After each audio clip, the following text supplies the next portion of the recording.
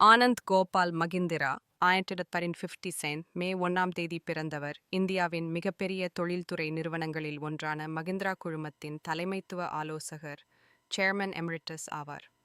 Harvard பல்கலைக்கழகத்தில் பொருளாதாரத்தில் பட்டம் பெற்ற அவர், ஹார்வர்டு பிசினஸ் ஸ்கூல் இன் மேலாண்மை நிர்வாக பயிற்சி திட்டத்தை AMP முடித்தவர்.